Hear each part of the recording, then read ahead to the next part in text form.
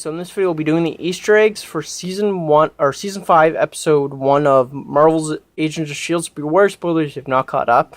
So the opening has the song by Talking Head. I don't know who they are really. I'm not a big music person, but it's This Must Be the Place. And since Agents of Shield loves to do foreshadowing, and they've done this before with the music, I looked it up to see if I could find anything about it, any type of foreshadowing, and I couldn't find anything.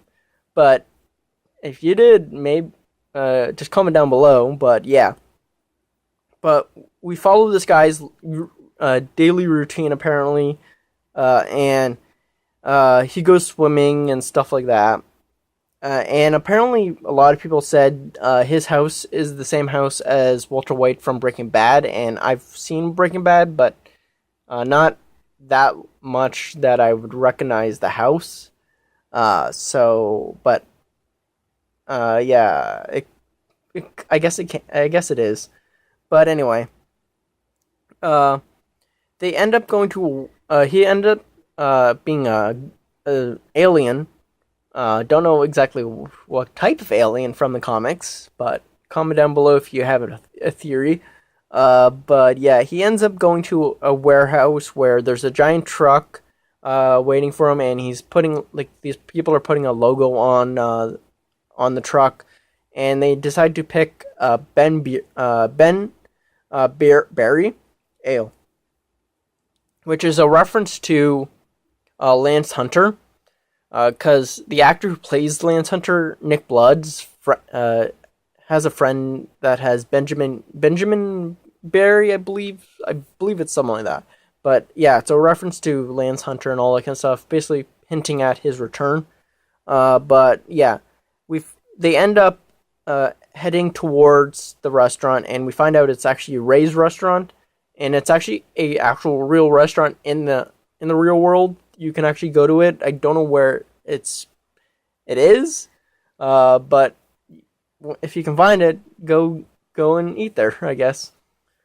But yeah, then you find out that this alien person brought them to a room with a white monolith in it, and then they take the team to space. And then once Simmons finds out that they're in space, she says, "Not again," which I love that actual reaction, because yeah, I think anyone would react that way if you find out that you're in space again. But anyway, before all that, Coulson has an interaction with Virgil. He's trying to explain what's happening and all that kind of stuff, why they're there, to an extent. But he talks about these aliens that are on this spaceship called the Vrelnexians, and in the comics, they're only in 4 comic issues, I believe. But they're these blue aliens that can walk on their hind legs, shoot a gun, but they're slave traders. So I guess they added that aspect of being a human, having slaves and all that kind of stuff, to the Kree, because they probably didn't want to actually CGI a Vrelnexian in every shot that they needed, because it would cost a lot of money. But yeah, they also probably don't want to say Vrelnexians a lot, because it's pretty hard to say. So they are calling them the Roaches, and I'll talk about that later on in the next video. But they also this season they're depowering our heroes. Ming-Na Wen has been dealing with a knee injury, and she just had surgery about a week before the premiere. So they had to write that in to the show, where she actually ends up being transported into a pole, and so she can limp without actually having to fake the limp. So yeah, but also talking about the depowering is Mac. Mac doesn't have a shotgun axe, so but they hinting at its return in an upgraded version because the Kree uses axe to try to take down Mac, but Mac takes the axe from him. But then later on, you see a shotgun axe being placed on the floor. So 2 and 2 together, they're gonna put that together and make a shotgun axe. But anyway, they have a intro, a new intro for the season or season arc or whatever, and it's reminiscent of 4,722 hours, which is the Simmons main focus episode, and a lot of people don't like to acknowledge or agree, but my opinion on how this show is structured, I guess, is that every season has their own main character focus.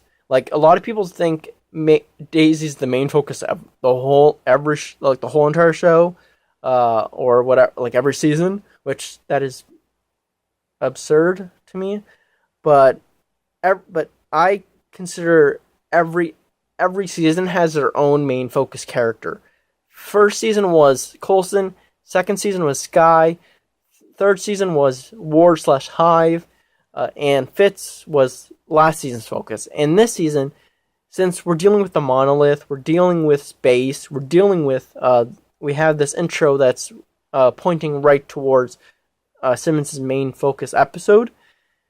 Simmons is the main focus, and especially when she's the divide, like in the middle of Shield and the main bad guy Cassius. So she's the connecting tissue of everything. So she's technically the main focus, but not all people want to agree with that. But anyway, again with all the depowering, they talk about Coulson's robotic hand, and they say that he's the Inspector Gadget, even though Coulson didn't want to agree with that, which he still is Inspector Gadget. But yeah, and they bring back the framework in different ways, where they think of it actually as a possibility of where they are, but it turns out that's not what actually is happening. But Mac is talking to Yo-Yo in Spanish, which we find out in the framework that was a mandatory thing in Hope's school, which I actually do like that connection, because we found out last season that Coulson was a history teacher, but in the real world he was a history buff, where he liked to know about all the Shield's history and all that kind of stuff. So I liked how they brought that aspect from the real world to the framework world for Mac. But also there was a little bit of foreshadowing, I guess, maybe, because in the premiere of season 4, Fitz is talking to Simmons about how he wants to advance the technology and take away the headset, and it's just going to be in his mind, which that's what technically is in the future with Deke.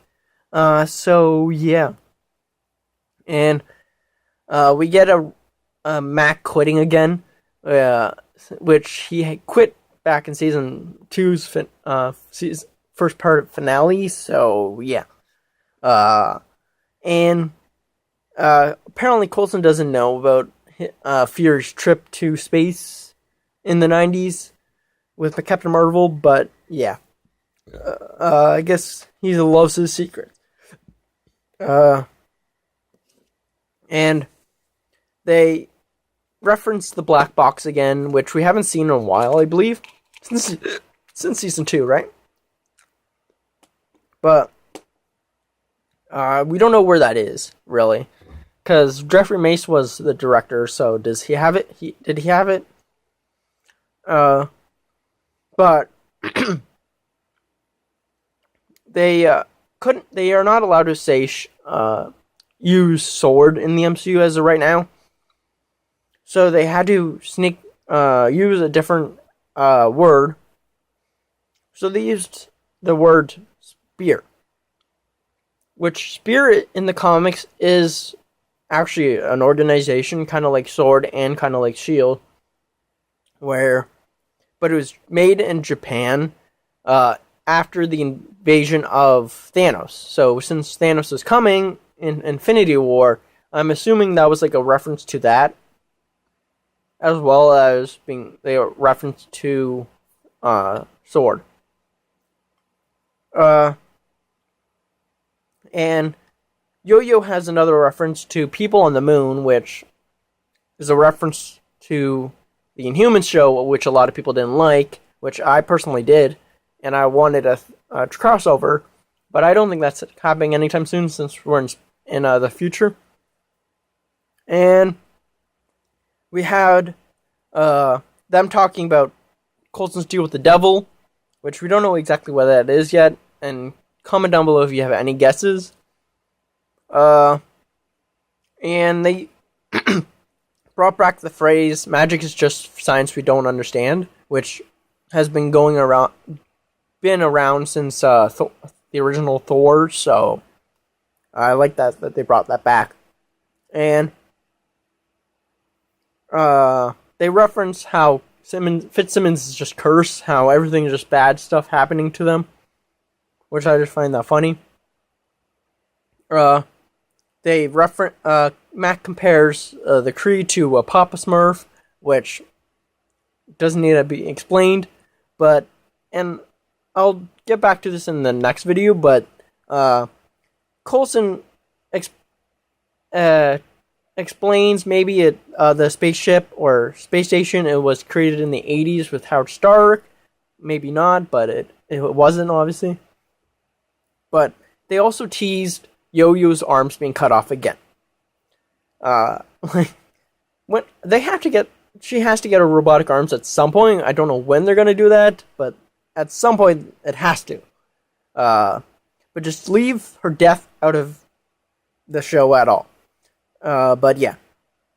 And when Simmons and May are in the elevator looking at the space station, they say that the Kree are going for an invasion, and my immediate thought was secret invasion, which obviously that's probably not what they were referencing, even though that's what they're dealing with in Captain Marvel, probably.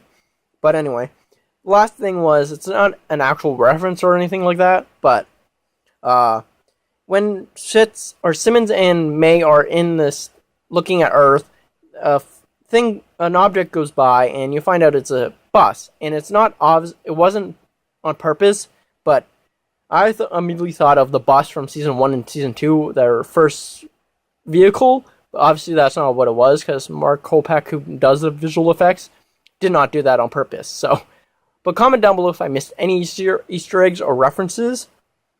But I'll come back. I'll be back in another video. See ya.